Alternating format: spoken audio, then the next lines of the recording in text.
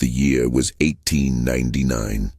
A harsh, late autumn wind whipped through the dense pine woods surrounding the small, forgotten town of Red Oak, Georgia. It wasn't the kind of wind that whistled. It was a low, mournful sigh that seemed to carry the cold deep into the bone and deeper into the soul. The air was thick with the scent of pine needles, damp earth, and a faint, unsettling trace of ash. Elias Thorne, a young, ambitious investigative reporter from the Atlanta Journal, stepped off the rattling train. The platform was little more than splintered wood under a flickering, oil-stained lamp. Red Oak was a place that felt perpetually stuck in the mud, clinging to the dying embers of the old century. Elias adjusted his wool coat, his leather satchel heavy with notebooks, and a sense of professional urgency. He was here for one reason: the vanishing of Sheriff Silas Croft. Croft hadn't just disappeared. He'd evaporated. No note, no struggle. Just an empty, freshly made bed in his modest home and a half-eaten plate of breakfast on the table. The local police, what little there was of them, had called it a runaway. A man cracked by the pressures of his office. But Elias knew better. He'd read the cryptic, one-sentence telegram from an anonymous source. The woods have claimed the law. Ask about the Thorne family. As he walked down the single unpaved main street, the town seemed to shrink away from him. The storefronts, a general store, a dimly lit saloon, a dusty church, were shuttered early. The silence was not peaceful. It was heavy, like a threat held just beneath the surface. Every window he passed was a dark eye watching his progress. This wasn't just a town in mourning. It was a town gripped by fear. He found lodging at the Iron Kettle Inn, a place smelling of stale beer and desperation.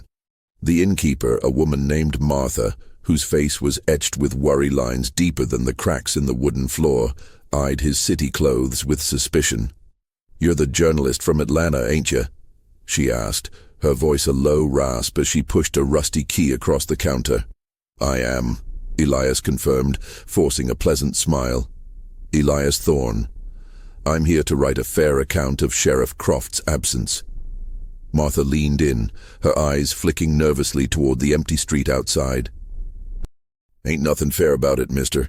Some things are best left alone, especially round these parts." She paused, then whispered the name that had been a silent refrain since his arrival. The Thornes. The telegram mentioned a family by that name. Elias pressed gently. "Do they live near here?" "Live." Martha gave a humorless laugh. "They reside." She pointed a trembling finger toward the dark, winding road that disappeared into the trees. "Up North Road. Deep in the woods. They ain't like regular folk. Been here since before the war. Keep to themselves. The kind of silence they keep. It's louder than any shout." Elias took the key. The air of dread was palpable, thickening the mystery. Who were these Thornes? Were they witnesses, or were they something far more sinister, connected to the local rumors of clandestine groups meeting in the woods? The next morning, armed with a cheap map and a growing sense of foreboding, Elias set out. The weather had turned. A cold, fine mist clung to the ground, obscuring the path. The trees pressed in, enormous sentinels of the old forest. The road was barely maintained, rutted and muddy, forcing Elias to pick his way carefully. About 3 miles in, the road opened slightly, revealing a property that defied the town's poverty. A high iron gate, rusted but formidable, stood half open. Beyond it, a long, winding dirt driveway led to a house that was more a fortress than a home. A large, imposing 2-story structure of dark, unpainted wood, completely shrouded by overhanging trees. No smoke rose from the chimneys. There was no sound of chickens, dogs, or human activity, only the incessant, quiet drip of water from the leaves. Elias walked up the drive, his footsteps muffled by a thick layer of wet leaves. He felt acutely exposed, a bright target in a sea of green and gray. As he reached the front porch, he noticed a peculiar detail. The ground around the foundation was not just dirt, but a fine, gray ash. The same scent he'd noticed at the train station was stronger here, a metallic, burnt earth smell. He raised his hand to knock on the heavy oak door, but before his knuckles could connect, the door creaked slowly inward. A figure stood in the shadows of the hallway. Not a man or a woman, but a boy, no older than 12. He was unnervingly pale, his thin frame clad in simple dark trousers and a buttoned shirt, his bare feet silent on the wooden floor. His eyes were the most striking feature, dark, depthless, and completely devoid of the usual sparkle of youth. They looked ancient, holding the stillness of the forest itself. "We knew you were coming," the boy said, his voice flat, emotionless, and eerily articulate. He didn't ask who Elias was. He simply stated a fact. "My mother is waiting. She says the sheriff did not run away. He was..." Interrupted. Elias's heart hammered against his ribs. This was not the simple family Martha had implied. The boy stepped back, gesturing into the gloom. "Come in, Mr. Thorne. You want the story. We have a great deal of work to do." As Elias stepped across the threshold, the world outside seemed to disappear. The air inside the house was cold, thick, and smelled powerfully of sulfur and that metallic ash. A profound sense of mystery and suspense descended upon him. He was no longer the hunter, he was the prey, or perhaps an apprentice in a game he didn't yet understand. He looked back at the woods, which had seemed empty moments ago, but now felt like they were watching, waiting for the night to fall. The question of what happened to Sheriff Croft was suddenly dwarfed by the terrifying question of who the Thorne family truly was and what their work entailed. The ash, he realized, was everywhere. It was the very foundation of this macabre homestead. If you're captivated by the mystery surrounding the Thorne family and the fate of Sheriff Croft, don't forget to subscribe to the channel. Make sure you don't miss the next chapter of this dark story and keep following the suspense. Your subscription helps us bring more of this mystery to light. The door closed behind Elias with a heavy thud, severing the last link to the outside world. The interior of the house was surprisingly vast, a labyrinth of dark wood and shadows. The air was stagnant, heavy with the scent of aged paper, pipe tobacco, and the ever-present acrid ash. The boy, whose name was Josiah, led Elias through a long, silent hallway. The walls were lined not with paintings, but with meticulously organized shelves holding rows upon rows of identical, leather-bound ledgers. They were silent witnesses to an unknown history. They entered a study, the only room in the house where light seemed to be intentionally admitted, though even here it was filtered through thick, dust-covered glass, casting a sickly yellow hue. Seated at a massive mahogany desk, illuminated by the low flame of a kerosene lamp, was Beatrice Thorne, the matriarch. Beatrice was a woman who seemed carved from granite. Her hair, tied back severely, was the color of snow, contrasting sharply with her dark, intelligent eyes. She wore a simple, severe black dress. She didn't look up immediately, instead finishing a line of elegant script in a large, open ledger, before finally raising her gaze to Elias. "Mr. Thorne," she said, her voice a low alto, steady and precise. "You have traveled a long way to find a story that the world is not yet prepared to read." Elias, recovering his professional composure, pulled out his notebook. "I'm prepared to hear the truth, Mrs. Thorne. The town fears you. They believe you know something about Sheriff Croft's disappearance." She smiled, a cold, thin expression that didn't reach her eyes. "Fear is the oldest currency in Red Oak, Mr. Thorne. And yes, we know everything." She tapped the ledger. "Sheriff Croft was misguided. He was becoming a complication to our work. He wasn't running from the law. He was finally running from the lawlessness he allowed to flourish in his own jurisdiction." "Lawlessness? Are you referring to the local chapter of the Klan?" Elias asked, scribbling furiously. Rumors of hooded men meeting in the isolated parts of the woods were common knowledge, but officially ignored.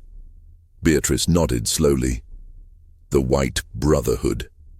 They meet in the deep pine, usually on nights when the moon is thin. They talk of order, of purity, of the old ways. But they practice terror. They burn. They beat. They threaten. And Sheriff Croft, he began to profit from their fear, not combat it. You're saying the sheriff was corrupt, protecting them? Worse, he was one of them, then he betrayed them, then he tried to use our family's reputation to leverage his own safety. Beatrice stated, "We have a different kind of reputation in these woods, Mr. Thorne, a necessary one." She stood up, moving with a surprising, fluid grace for a woman her age. She walked over to the shelves of ledgers. "This is our history," she said, running a finger over the worn spines. "This is the record of consequence for Red Oak. My husband and I, and now Josiah, have maintained it for 20 years. Every act of terror, every victim, every name of those responsible." Elias felt a chill. The meticulousness was disturbing. "And what does the record show about Croft specifically?" Beatrice reached for a ledger, labeled simply 99. She opened it to a page. Croft, Silas, attempted extortion of the local chapter, threatened exposure. Attempted bribery of the Thorne family for protection from the very men he once rode with. His final entry is marked, interrupted. And what does interrupted mean, Mrs. Thorne? Beatrice looked directly at him, her dark eyes piercing. "It means he attempted to stop our work, Mr. Thorne. Our work is simple. We provide the consequence the law refuses to deliver. When men hide behind hoods and fire, and the town turns a blind eye, someone must act. Are you saying you dealt with him?" Elias's hand instinctively went to the small concealed pistol he carried. Beatrice laughed, a dry, unsettling sound. "We dealt with his complication. He brought us proof, a ledger of names of the men in the local chapter. A mistake. He thought he could barter his way out of the trouble he had courted. We took the ledger, and we told him to go home and wait for his fate, which, whether by our hand or the Klan's, was already sealed. But where is he now?" Elias insisted, the professional instinct overriding his fear. Josiah, who had been silently watching from the doorway, spoke up. "He's in the woods, Mr. Thorne. Lost. Waiting for the night hunters." Beatrice silenced the boy with a look. "The mystery of Croft is simple. He chose a side, and then he tried to choose another. The true mystery is the one you came here to investigate. Who is truly bringing consequence to the woods?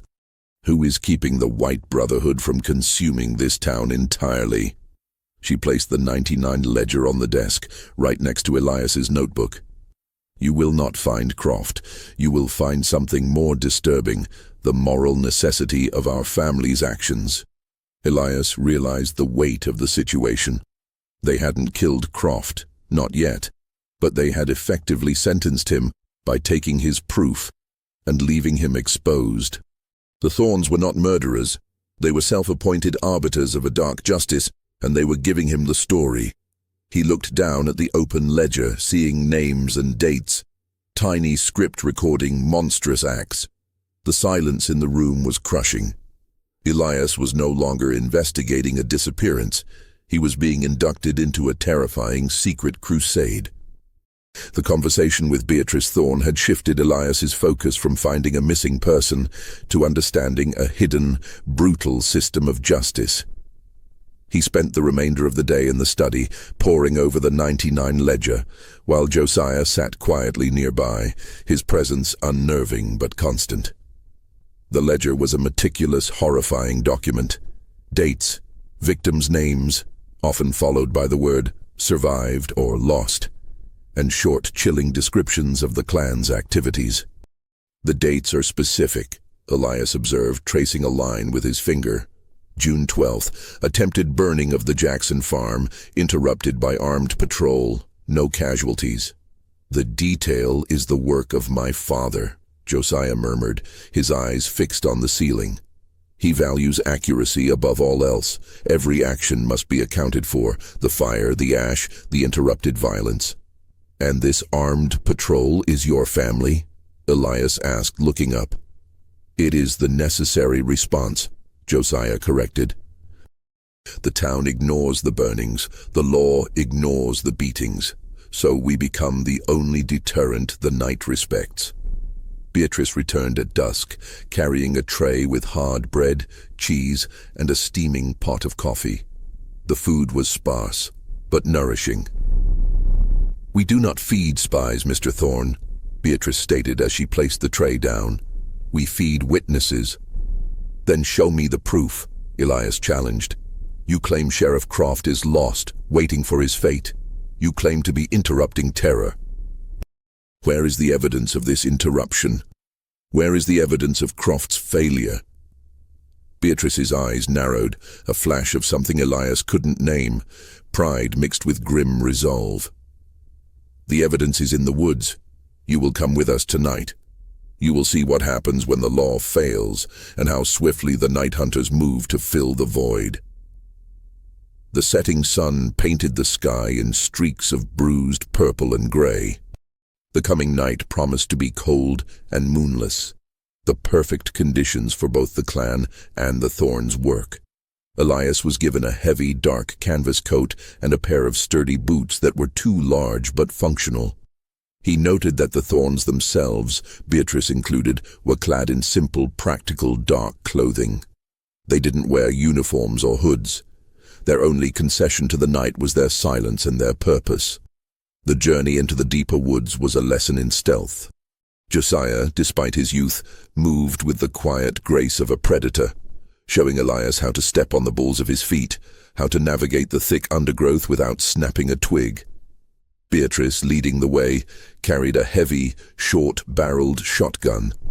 Elias, for safety and journalistic integrity, insisted on carrying only his notebook and a lantern, which Beatrice immediately extinguished. "No light," she commanded in a low whisper. "Light is a betrayal. The Klan uses torches to spread fear. We use the darkness to deliver consequence. You will see better with your ears, Mr. Thorne." After an hour of silent, tense walking, they reached a ridge overlooking a clearing, the old creek bed, according to Elias's map. Even from this distance, the air vibrated with a low, menacing energy. The faint glow of scattered torches flickered below, and the terrifying, muffled sound of several dozen men chanting in unison drifted up. "They are gathering," Beatrice breathed, pulling Elias low behind a cluster of rhododendrons. "Tonight, a local black family, the Hendersons, are to be visited. They dared to plant a second crop." Elias's blood ran cold. The reality of the town's quiet terror was suddenly vivid. He could see the pale, conical hoods of the Klan members moving in the torchlight, their shadows dancing grotesquely. "Look," Josiah whispered, pointing a thin finger not at the Klan, but toward a narrow, mud-slicked deer trail branching off the main path. There, slumped against the base of a massive oak, was a man. He was dirty, disheveled, and clearly exhausted. Even in the gloom, Elias recognized the shape of Sheriff Silas Croft. He was alive, but barely. His eyes were wide with a terror that surpassed physical injury. He was weeping silently, rocking himself, a picture of profound psychological disintegration. "He's been out here for 3 days," Beatrice explained, her voice devoid of pity. "Hunted by his former allies, lost and alone. He holds the truth, but the truth is killing him. He is the living proof of this town's rot, Mr. Thorne." Elias wanted to move, to offer aid, but Beatrice's hand clamped down on his arm with surprising strength. "You interrupt now, you expose us all. You came for the story. The story is playing out below."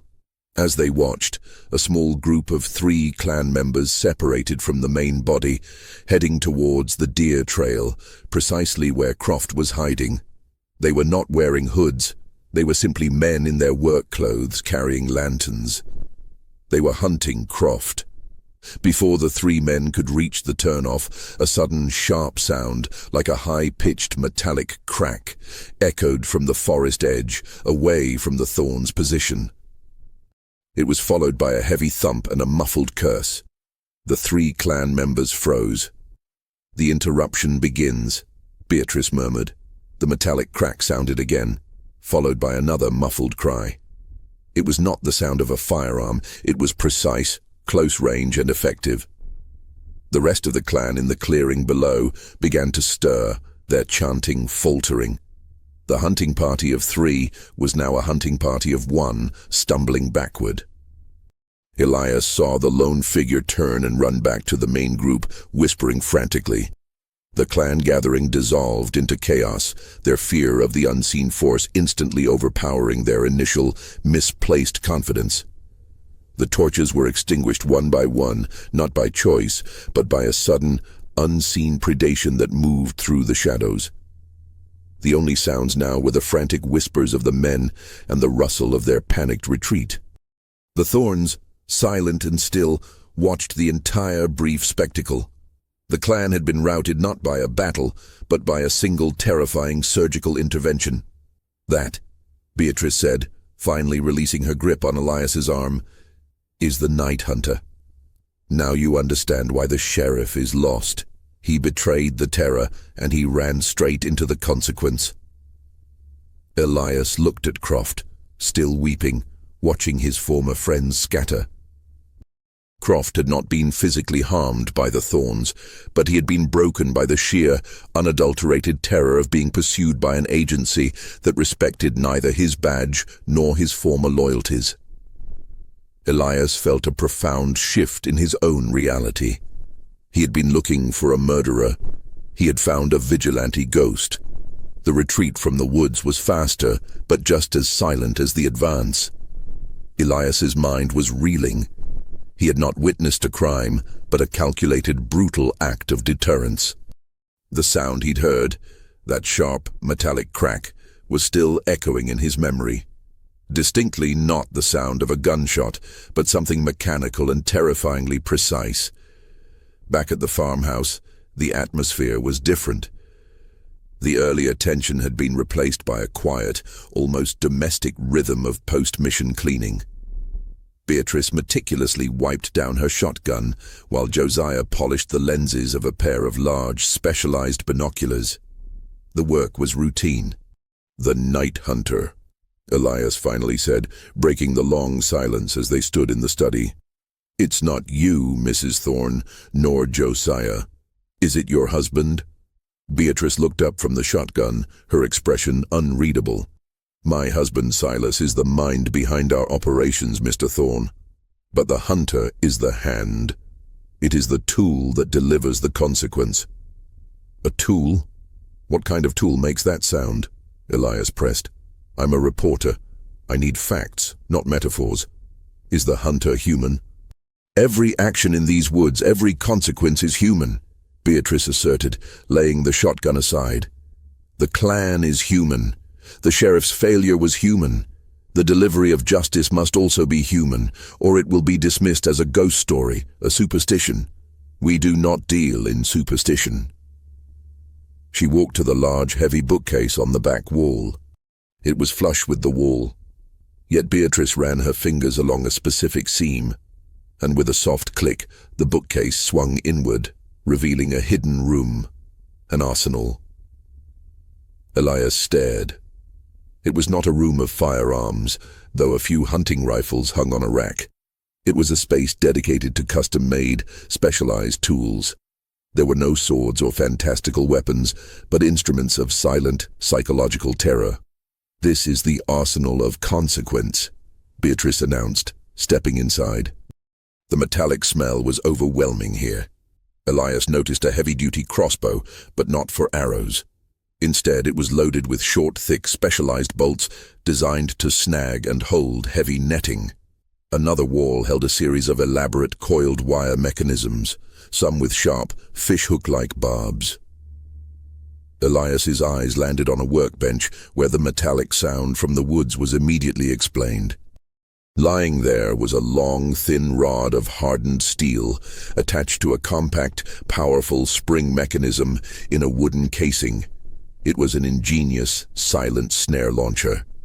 The rod, tipped with a small weighted grappling hook, was designed to be launched with immense speed and retracted instantly by the coiled spring.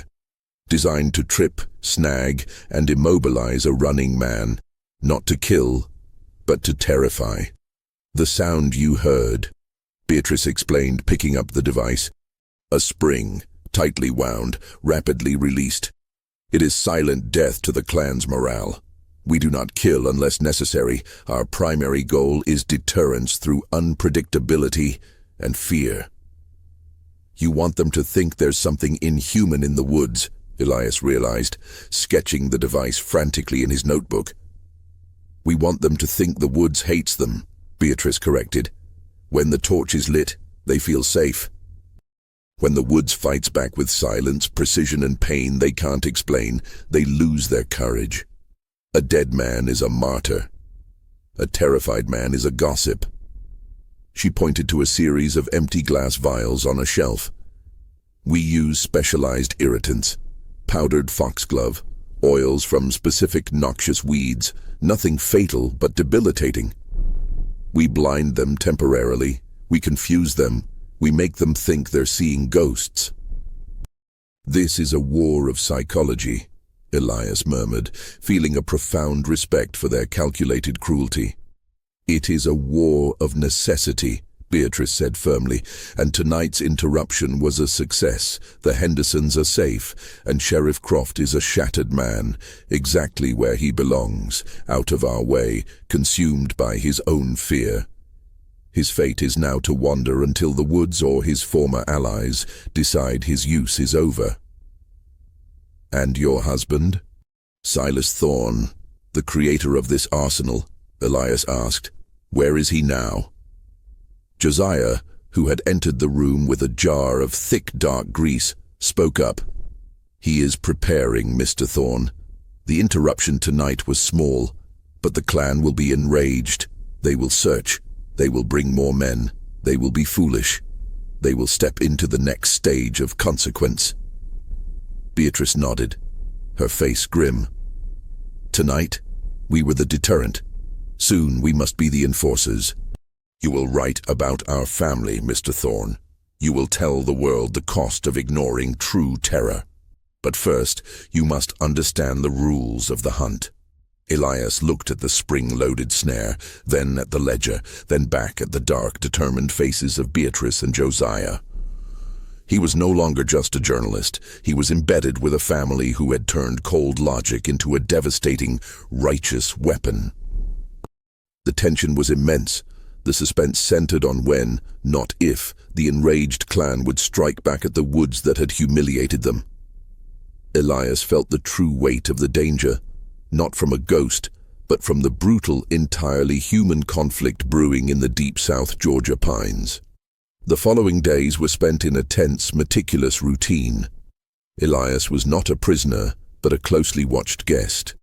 He was given full access to the family's meticulous records, the history of Red Oak's silent war. The ledgers weren't just lists of clan atrocities. They were a complex map of human failure, charting which families were targeted, which town leaders turned a blind eye, and which members of the community offered small, desperate acts of resistance. Beatrice continued her education of Elias, treating him less like a reporter and more like a necessary scribe for their cause. The goal was never fame, she insisted, but legitimacy through accurate documentation. "We have 3 core rules, Mr. Thorne," Beatrice explained one afternoon, while sharpening a collection of thin, broad-bladed knives, tools for cutting rope, not flesh. "Rule 1. No innocents. Our targets are the perpetrators of terror, the hooded men, the corrupt officials who aid them, the profiteers of fear. We do not harm families, children, or anyone who has not willingly chosen the path of malice. Rule 2. Efficiency over execution," she continued, testing the blade's edge. "The purpose is deterrence. A broken leg is a month of absence from the rides. A public humiliation is a year of doubt. Death is messy and attracts the wrong kind of attention. We aim to dismantle their will, not just their bodies." Elias wrote these rules down. And Rule 3? Beatrice paused, looking out the dust-streaked window toward the dark line of the woods. Rule 3 is the most difficult. Preserve the ghost. The night hunter must remain an inexplicable phenomenon. If the Klan finds a man, a single person to blame, they will focus their hatred. They must believe they are fighting the woods itself, an uncatchable, omnipresent terror. That is the true source of our power. Elias pondered this. But the hunter is human. You said your husband, Silas, is the mind. Who is the hand? Who risks being exposed? A silence fell, thicker than the dust in the room. Josiah, who had been studying an old book on medicinal herbs, closed it with a snap. The hunter is dedicated, Mr. Thorne. He accepts the risk. Elias realized he had hit the core of the Thornes' secret. The entire family was devoted to preserving the myth, protecting the identity of the person who physically entered the woods. That night, the atmosphere in Red Oak changed. A bonfire was lit in the town square, an act of open defiance by the Klan, fueled by their anger over the interrupted raid. The sound of shouting and a defiant racist sermon drifted through the woods, carrying an ugly, aggressive energy. The Klan was emboldened by their public display, challenging the ghost that had humiliated them. Elias watched from the safety of the Thornes' compound. "They are testing you," he observed. "They're forcing your hand. If the hunter doesn't respond, the myth breaks." "They are predictable," Beatrice said calmly, loading her shotgun with rock salt rounds, non-lethal, but painful at close range. "Anger makes men foolish. They will try to find the hunter's lair, believing the ghost has a home.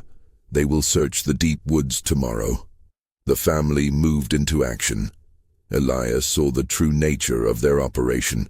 It was not a sudden strike, but a careful, large-scale engineering of the battlefield. Beatrice and Josiah worked together, carrying buckets of ash and strange, oily liquid, spreading them strategically at key entry points to the property. The ash, Elias realized, it's a marker, a scent deterrent. "It's a false trail," Josiah corrected. "It has a mineral smell that disrupts tracking dogs. The oil is from skunk cabbage, highly concentrated. It makes the air itself feel wrong. We create a sensory confusion before they even reach the snare lines." The tension was almost unbearable. Elias, though not directly involved in the setting of the traps, felt the gravity of their purpose. These were not monsters. They were a family who had turned their entire existence into a single, terrifying, morally gray mechanism for justice. Suddenly a loud, sustained and mournful wail cut through the night. It was not human, but mechanical, like a large, rusty hinge being tortured. The sound seemed to come from the deep interior of the house. Elias jumped, his heart pounding. What was that? Beatrice paused in her work, a flicker of raw anxiety crossing her face for the first time. "That," she said, her voice strained, "is Silas, my husband." She rushed inside, Josiah immediately following. Elias hesitated, then ran after them, driven by the reporter's need to know. He found them in a secluded ground-floor room that served as a makeshift infirmary and workshop. The room was dominated by a large iron bed frame. Lying in the bed, thin, frail, and covered by heavy blankets, was a man. His hair was sparse, his features gaunt, and his skin had a translucent, sickly sheen. His hands, though, were strikingly large and calloused, betraying a past life of physical strength. This was Silas Thorne, the mind behind the operation, and he was clearly dying. The wail had come from a primitive pain pump, a crank mechanism attached to his bed which Beatrice was desperately trying to adjust. "He's been ill for 2 years," Beatrice explained, her voice thick with fatigue. "A cancer of the bone. It has taken everything from him except his mind." Elias stared, the reality hitting him with the force of a blow. The night hunter was not a man who could run and leap. The mind of the hunter was bedridden. "Then who is in the woods? Who is the hand?" Elias asked, the question now urgent, terrifying. "Silas, catching his breath after the spasm of pain, opened his eyes. They were the same dark, intelligent eyes as his wife's. He looked at Elias, then at Josiah, then at Beatrice, a profound sadness mixed with determination in his gaze. "The rules are simple, Mr. Thorne," Silas whispered, his voice hoarse but clear. "But the burden is singular. Only one of us can wear the darkness. Only one can be the ghost." The revelation was not about who the hunter was, but the terrible sacrifice it represented. One member of this family was out there, alone, vulnerable, risking everything to uphold the rules while the mind of the operation was slowly fading away. The suspense was no longer just about the Klan, but about the very human limits of this family's commitment to their frightening brand of justice. The revelation of Silas Thorne's condition cast the entire operation in a tragic, yet intensely human light. Elias realized the depth of the Thornes' commitment. Their crusade was not an act of simple vengeance, but a calculated, desperate legacy being maintained in the face of immense personal loss. The suspense deepened. The margin for error was now thinner than ever. Elias spent the early morning hours talking with Silas, who, despite his failing body, possessed a clarity of thought that was unnerving. Silas was the architect of the hunter myth, the engineer of the arsenal. "The Klan is fueled by fear and anonymity," Silas explained, pausing between rattling coughs. "If you take their anonymity, they become frightened men. If you give them a physical enemy, they become brave soldiers. I needed to create an enemy that was unkillable, an extension of the woods itself." "But who is the extension?" Elias insisted. "It has to be one of you, Beatrice or Josiah." Silas managed a faint smile. "You are an excellent reporter, Mr. Thorne. You understand the necessity of a name. But the name is the death of the ghost. The only thing I will tell you is this: the one who takes the burden is the one who understands the rules the deepest, the one whose heart is cold enough to endure the darkness." The morning brought the expected reaction from Red Oak. A small, ragged group of men, local farmers, shopkeepers, and a few obvious Klan members, began to filter into the woods, carrying lanterns and simple farm tools, ostensibly looking for the missing Sheriff Croft. They were actually conducting a disorganized, vengeful search for the hunter. Beatrice and Josiah were calm, watching the situation unfold from a small, concealed observation post on their property line, an area Silas called the perimeter of doubt. "They are frightened, clumsy, and predictable," Beatrice observed, looking through the binoculars. "They are searching for a man with a rifle. They are not prepared for engineering." The search party quickly fell prey to the subtle traps the Thornes had laid the night before. One man stepped on a pressure plate that released a sudden high-tension wire, sending a bundle of dried bones and scrap metal rattling down from a tree, creating a terrifying, unseen noise. Another stumbled into a carefully placed patch of poison ivy, already reacting with visible, painful welts on his face and hands. The effect was immediate. The men, already superstitious, began to argue, their search dissolving into confusion and petty accusations. Elias watched, documenting the psychological warfare. "It's genius," he admitted. "You turn their own fear against them. They're running before they even see anything." "Fear is a fire, Mr. Thorne," Beatrice said, lowering the binoculars. "It is useful for warmth, but it burns down the house if you let it. We are simply directing the flame away from the innocent." Suddenly, Josiah tensed, pointing. "Mother, not them, him."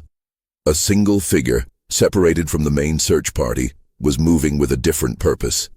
He was heavily built, carrying a sophisticated hunting rifle, and moving with the silent, practiced skill of a former soldier. He was bypassing the obvious trails and heading straight toward the Thornes' property line. He wore no hood, but his face was set in an expression of grim, cold-blooded determination. "That is Walter Hayes," Beatrice whispered, her calm voice finally cracking with real tension. the leader of the local Klan chapter. He's an educated man, a veteran of the Spanish-American War. He doesn't believe in ghosts. He's hunting for a tactical weakness. Hayes was too focused, too skilled. He wasn't looking for a monster. He was looking for a snare line, a tripwire, a mistake. He moved with unnerving speed, and in less than 5 minutes, he was at the gate, the very gate that Elias had found half open days earlier. Hayes stopped, examining the ground. He knelt, scraping away the topsoil, then stood and stared directly at the farmhouse, his rifle held loosely but ready. He hadn't been tricked by the false ash trail. He had seen right through the perimeter of doubt. He's breached the psychological barrier. Elias whispered, adrenaline surging. Beatrice reached for her shotgun. He knows. He's not here for vengeance. He's here to expose us. The moment was agonizingly tense. Hayes, alone, powerful, and intelligent, represented the greatest threat they had ever faced. If he made it inside, the legacy, the rules, and the ghost would all be destroyed. Suddenly, a blinding flash of silver shot out from a cluster of thick, low-hanging briars 20 yards to Hayes's left. It wasn't a bullet. It was a perfectly aimed, thin metal projectile that struck Hayes's extended left forearm. Hayes roared in sudden, agonizing pain, dropping his rifle. He stumbled back, clutching his arm, which was now bleeding profusely. The projectile had been barbed, causing a deep, searing tear, but it was not fatal. The metallic crack of the hunter's snare launcher was immediately recognizable. The ghost was back, and it was protecting the lair. Hayes, shocked and injured, scanned the woods, unable to locate the source of the attack. He turned and ran, not in panic, but in tactical retreat, retrieving his rifle on the way. He had been hurt, but he had seen the property and knew its location. The battle was no longer confined to the woods. It was coming to the house. Beatrice let out a long, shaky breath. He is not broken. He will be back with men tonight. But who did that? Elias demanded, turning to look at Josiah, whose face was pale, his eyes wide with a fear he was trying desperately to hide. The shot came from a position outside of where you two are. Who is the hunter? Josiah looked at his mother, then back at Elias, the secret a crushing weight on his young shoulders. We are the distraction, Mr. Thorne. We are the face of the operation. The hunter is the silence. Beatrice took the shotgun and turned to Elias, her eyes hard. The truth you seek will lead to the end of our work. The Klan knows the location. Tonight is the final act. You will stay with Silas. You will document what happens, and you will not, under any circumstances, try to interfere. The sun was sinking rapidly. The family was preparing for a siege. Elias understood his role. He was the historian, the witness to the inevitable, violent collision between the dark forces of the town and the darker, more calculated justice of the Thorns. The suspense was overwhelming, a ticking clock counting down to a battle that would decide the fate of Red Oak. The evening descended rapidly, bringing with it a thick, cold fog that wrapped the Thorn homestead in an impenetrable shroud.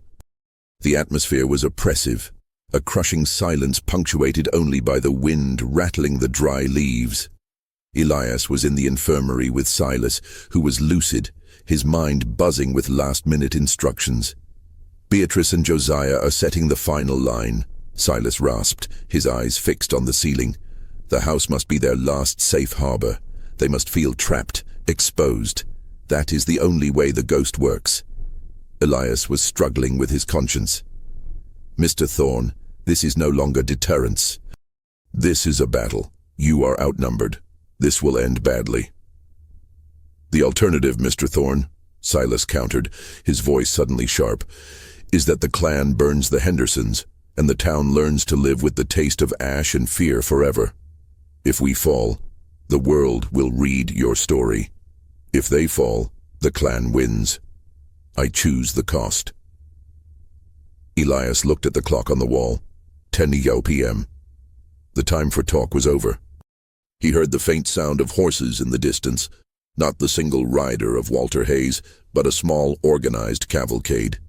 The attack began with a terrifying, rhythmic thudding, axes against the main gate. The wood splintered, and the gate collapsed with a crash. 6 men, all wearing their white hoods, stormed the drive, led by an unhooded, enraged Walter Hayes who carried a lantern and his rifle. He had wrapped his forearm tightly, but the wound was visible. Beatrice and Josiah were nowhere in sight. The house looked utterly deserted, inviting and sinister at the same time. Hayes stopped the men 50 feet from the porch.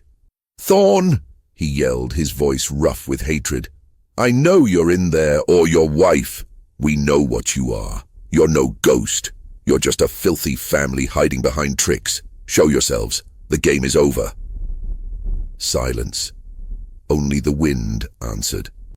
Hayes raised his rifle and fired 3 shots into the upper windows, shattering the glass. The sound was deafening, the reality of the violence now visceral. Suddenly, a piercing, inhuman scream erupted from the dense pines to their left.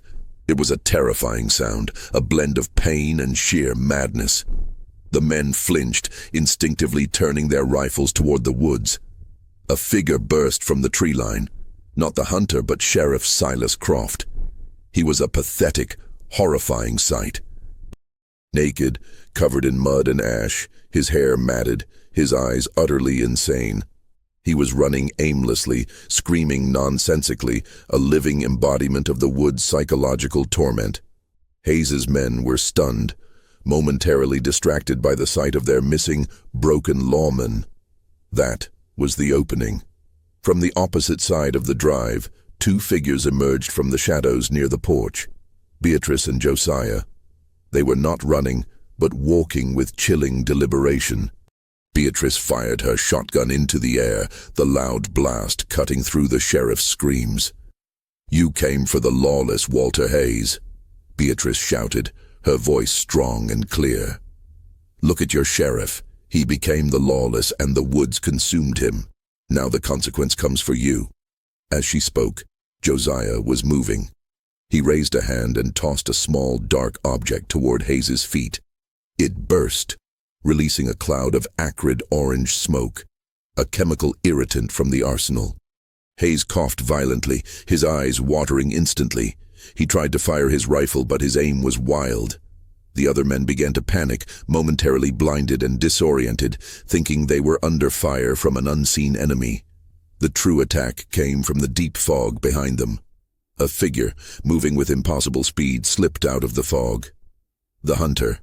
Elias watched, horrified and mesmerized. The hunter was small, fast, and focused.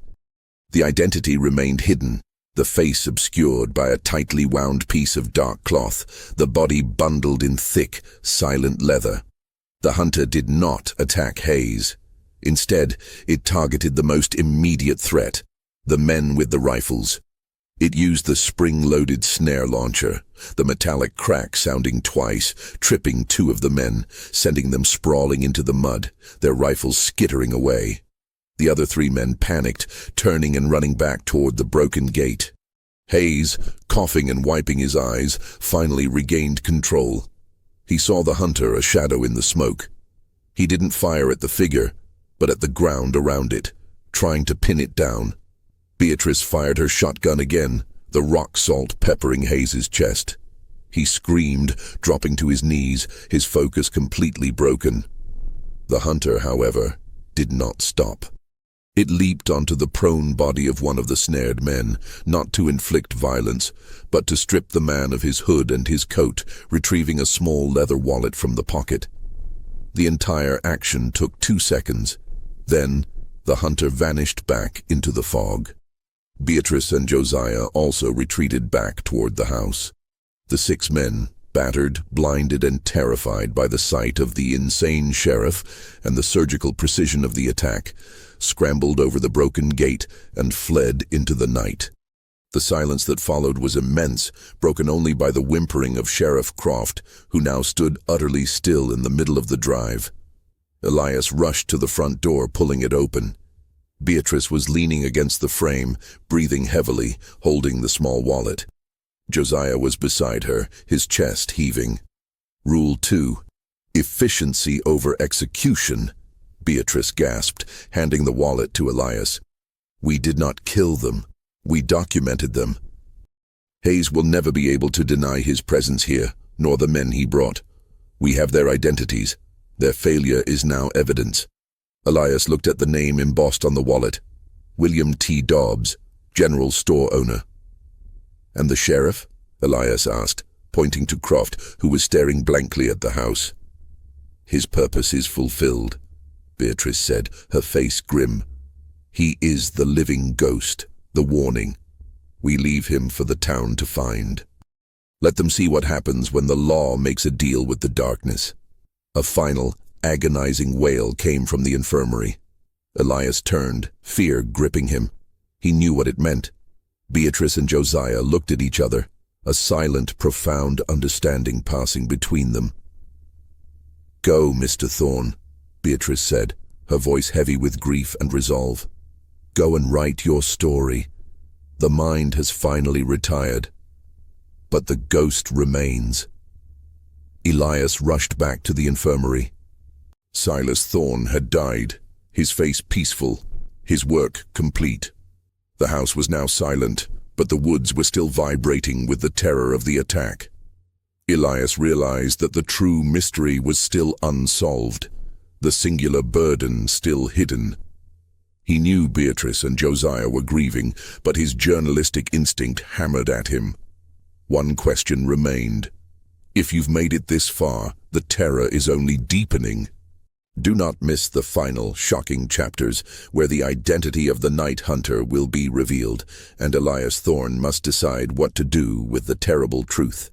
Be sure to subscribe now and hit the notification bell to witness the final confrontation. The morning after the siege was one of profound, exhausted silence. The air smelled of burnt powder, acrid smoke, and the heavy scent of rain that had begun to fall, washing the blood and ash from the drive. Sheriff Silas Croft was gone, either having wandered deeper into the woods or been retrieved by the very men he had terrified. Elias Thorne was now more than a witness. He was a participant in the immediate aftermath of a violent, morally complex act. His first duty was to the dead. He helped Beatrice and Josiah prepare Silas Thorne's body, a task performed with solemn, quiet dignity. It was during this task that Elias made a subtle observation that only deepened his mounting suspicion. Josiah's hands, though calloused from farm work, showed no signs of the recent close-quarters combat he had supposedly just been in. Beatrice's large, strong hands showed only the marks of the shotgun's recoil. But as Elias helped move Silas's arm, he noticed a deep old scar running across the underside of the wrist, a mark that looked like it had been caused by an intense, sustained burn. It was irrelevant to Silas's death, but it suggested an injury from years ago. An accident, perhaps, connected to his engineering work. After the burial, a small, private affair at the back of the property, Elias returned to the study, finding Beatrice alone, sitting at the desk.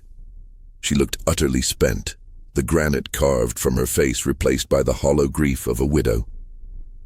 They will be back, Mrs. Thorne, Elias said quietly, closing the door. Hayes will be back with the county sheriff. They have his name, they have the location, and you have just humiliated them. Beatrice nodded, her eyes distant. Silas gave me this before he died. He said it was the last entry. She slid a small, thin, hand-stitched leather cuff across the desk. It was designed to slip over a wrist. Elias picked it up.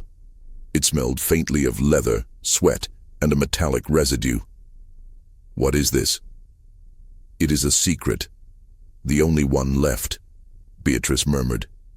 Silas wrote a note inside the 99 ledger. He told me to show it to you only after he was gone. He said it would ensure the truth of your story, Mr. Thorne. Elias opened the ledger to the final pages. Sure enough, Silas had written an extensive entry, a final testament, in a shaky but clear hand. The entry was not about the Klan or the siege. It was a devastating personal confession. Final entry, December 4th, 1899. To my wife Beatrice and my son Josiah, and to the scribe who will tell our truth. The burden has always been singular, but the ghost has two names. I built the arsenal, I designed the traps, I calculated the fear. But I have not been the hand for 7 years. The cancer made sure of that. The hand is the most precious part of this war. The hand risks discovery. The hand must be invisible, silent, and fast. The hand must be protected at all costs, for if the hand is exposed, the ghost dies. The Klan attacked our home 7 years ago. They burned our barn. They took my wrist and branded it with a fire iron for interfering with their first public gathering. I was a broken man then, physically and morally. I could not be the hunter. I could only be the mind. The burden was taken by the one with the fastest feet, the smallest frame, and the purest, coldest sense of justice. The one who wears the cuff I designed, the one I have had to train in silence and shadow. The true night hunter is Josiah Thorne. Elias stared at the words, the air rushing out of his lungs. Josiah, the pale, unnervingly silent boy of 12.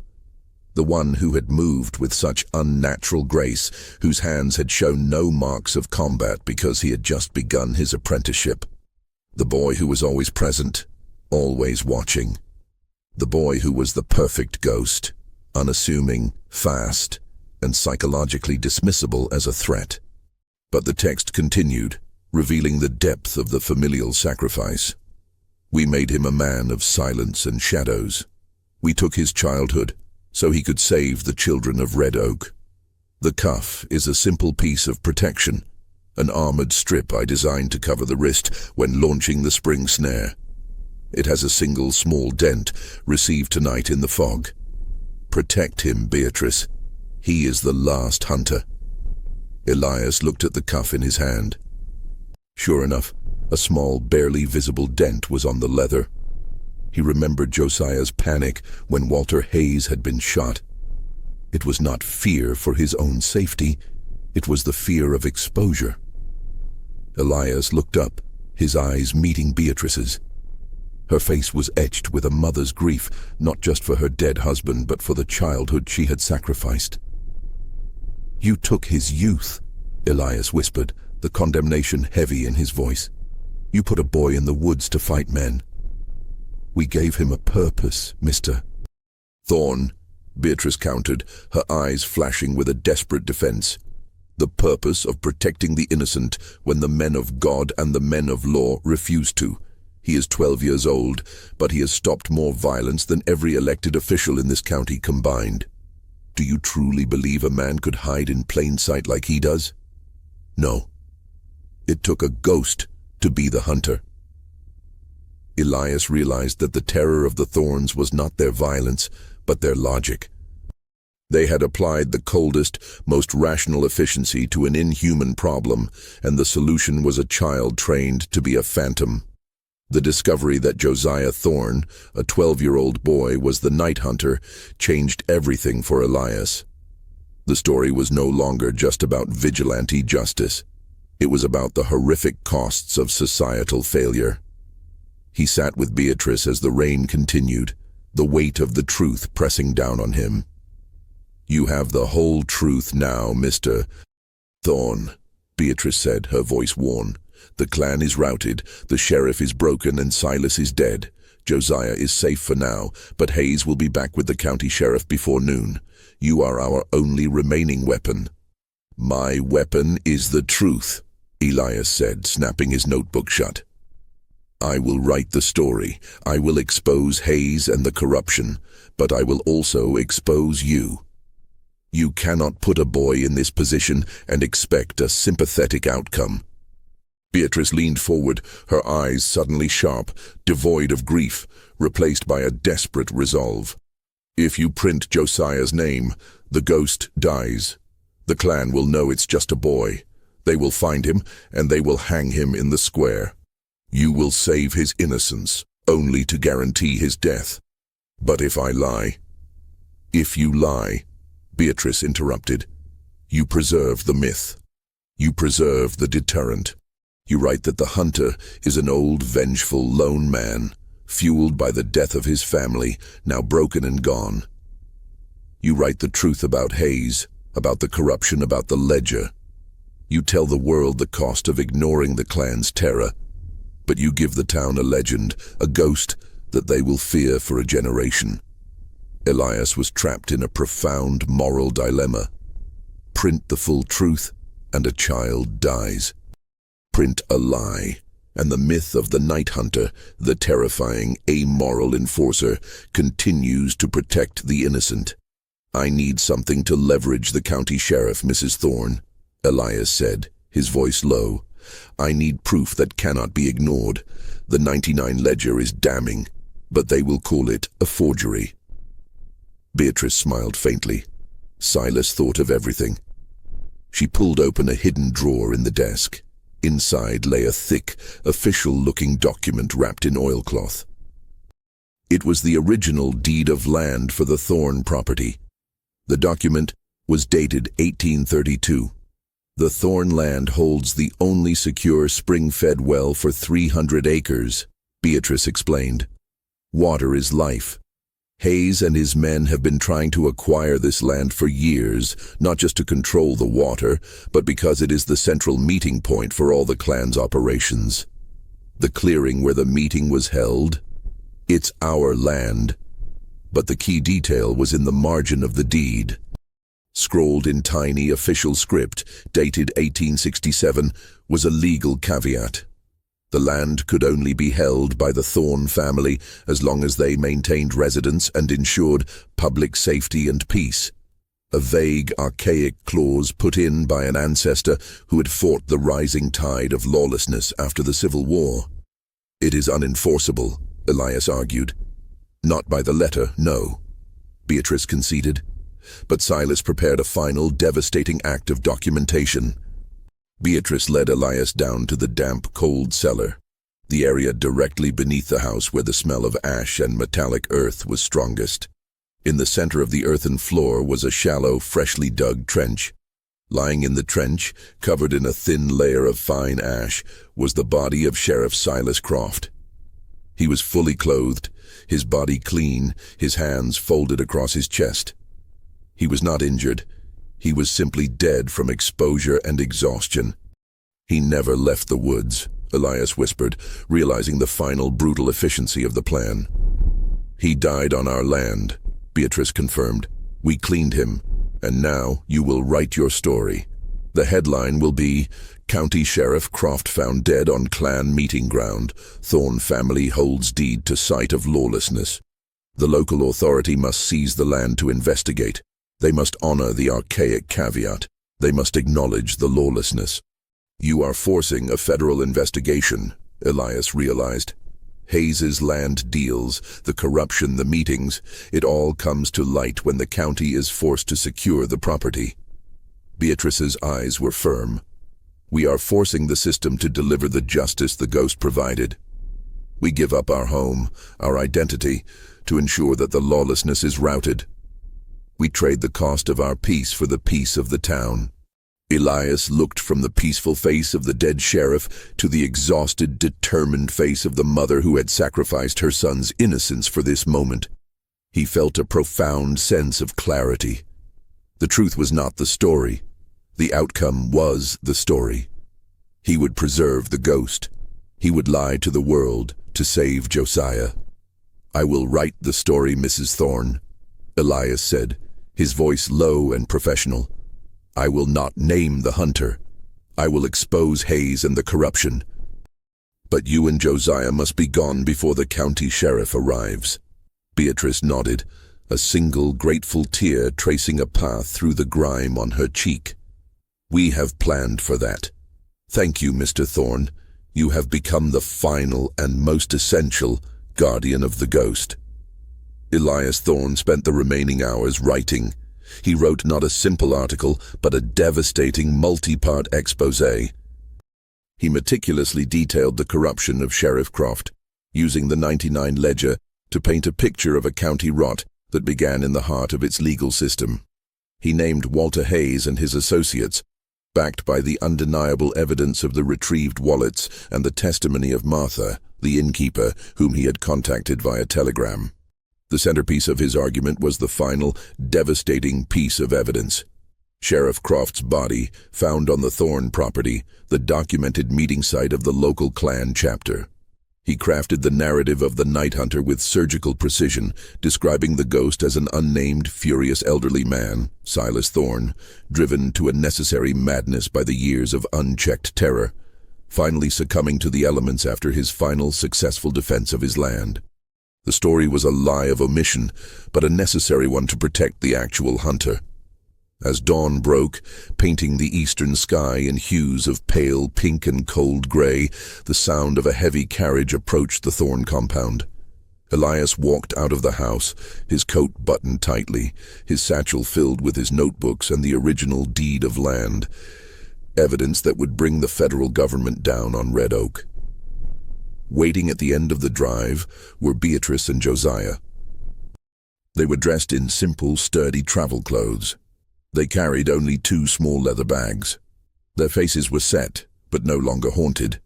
They were exchanging one heavy burden for another, the burden of the hunt for the burden of anonymity. "Your train leaves in 2 hours, Mr. Thorne," Beatrice said, her voice steady. "We thank you for the truth you will tell, and for the necessary lie you will write." Elias handed her the original deed. "This must be sealed and handed directly to the federal marshal once they are engaged. The land must be secured, Mrs. Thorne. It is the only thing that guarantees the peace." "It will be done," she confirmed, tucking the document safely into her bag. Elias turned to Josiah. The boy was looking at the ground, not quite meeting his eyes. He still looked like a 12-year-old, but the silence he carried was decades old.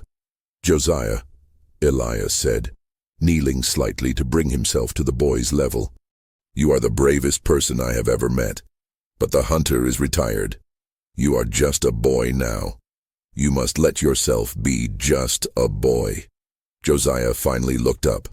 His eyes, though still dark and watchful, held a flicker of something new, a fragile hope.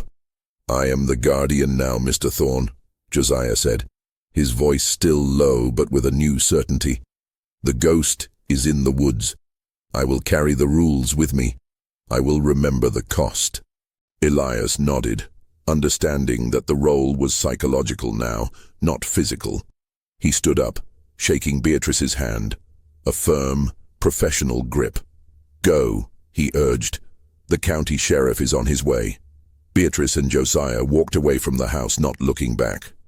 They did not take the main road, but disappeared into the deepest part of the pines, moving with the practiced silence of the seasoned traveler. They were not running from the law. They were walking into their freedom, secured by the myth they had created. Moments later, a heavy, dust-covered coach and 6 riders, led by a furious Walter Hayes and a stern-faced county sheriff, burst onto the Thorne property. Elias stood alone on the porch, waiting. He had placed his heavy satchel conspicuously on the porch railing, his final devastating document ready for its journey to the printing press. Hayes spotted the body in the cellar almost instantly, his rage dissolving into a grim, self-serving satisfaction. "There he is, Thorne. He's dead. The old man is dead. We were right," Hayes screamed, pointing a triumphant finger at the body. The county sheriff, a man named Dalton, stepped forward, taking in the scene. The bullet holes in the windows, the body, the exhaustion in Elias's eyes, and the reporter's satchel. "You are Elias Thorne of the Atlanta Journal?" Dalton asked, his voice slow and official. "I am," Elias confirmed, his voice steady. "I have the full account of the sheriff's disappearance, his corruption, and his demise. He died on the Klan's main meeting site, a property I have documented as belonging to the deceased Mr. Thorne. I suggest you secure this land immediately, Sheriff. The documents are in my bag. This is a federal matter now." Elias walked past them, not waiting for a reply. He knew his words, backed by the documents. had just triggered a cascade of events that would strip Hayes of his power and dismantle the Klan's hold on Red Oak. As he walked down the driveway, he looked back one last time at the house, swallowed by the morning fog in the dense pine forest. The Thorn house was empty. Silas was dead. Beatrice and Josiah were gone, and the entire property was about to be seized. But in the shadowed corners of the woods, a legend had been born. A ghost that had no name, no age, and no vulnerability. A terrifying silent force that had brought justice where the law had failed. Elias Thorne boarded the train back to Atlanta, the weight of the enormous necessary lie settling deep in his soul. He held the story of the night hunter, the Macabre family who hunted the Klan in the woods at night. The story that would terrify a generation into silence and finally bring a perverse kind of peace to Red Oak, Georgia. The terror was over, replaced by the profound suspense of living with the truth.